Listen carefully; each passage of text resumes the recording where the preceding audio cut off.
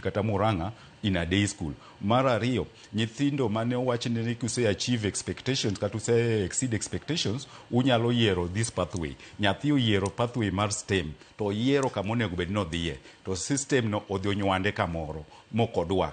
Kendo mano kos nyathi ok nyal dhi. Mar adek en issue mar pesa. Nyithindo mang'eny gi parents mang'eny onge pesa. Sirikal be ne pok ooro pesa.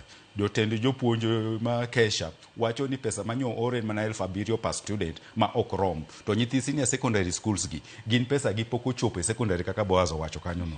Koro kapok pesa gi ochopo to nyuol be onge pesa. Koro keto jo principal kama tek mondo gi admit nyithindo gi.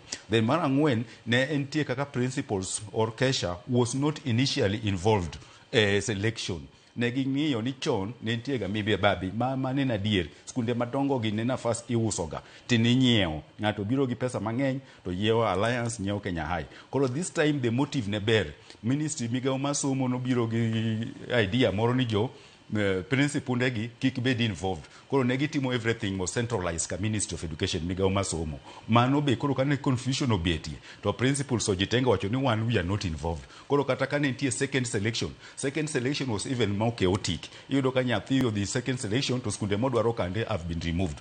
Koro eventually principal ndegi were involved. No ketgi koro gin gi power mar timo admission no. To kata power mar admission no pod nye wachre ni kendo mibabi be koro nyocha kodokie kanyo. Pod nyithindo ma who are qualified could not get those chances.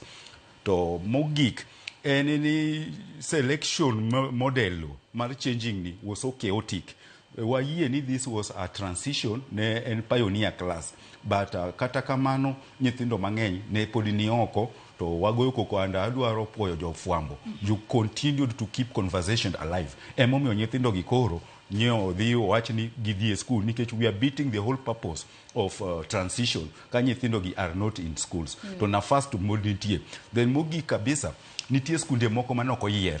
Skunde make day schools kata sub county schools. Nyithindo noko yiero gi for a reason. Nyithindo gi okofuo. Nyithindo gi nong'eyo ni kadwaro yudo STEM pathway mar sports to school midwaro na dhi e sub county cha onge kata pap. Adwaro luo pathway mar science STEM to school moro manie gweng' cha onge laboratory. Koro ang'e yiere nang'o. Koro there is such a possibility skunde mang'eny noko yiergi. Koro ministry kata migawo masomo ne dwaro find a way mar pongo skunde manjigo ko yierogi. Koro nyithindo ni nywanda e skunde moko ma ok giyiero.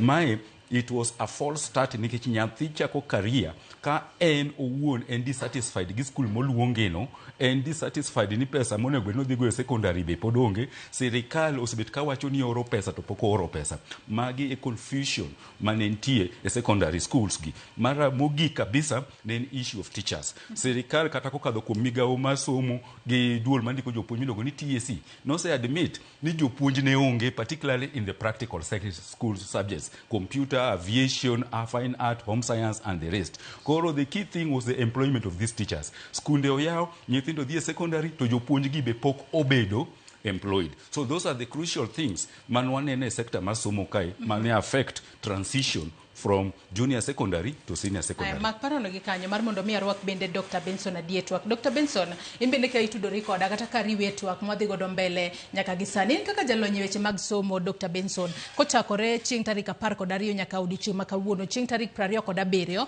ma chenro mano mar rwako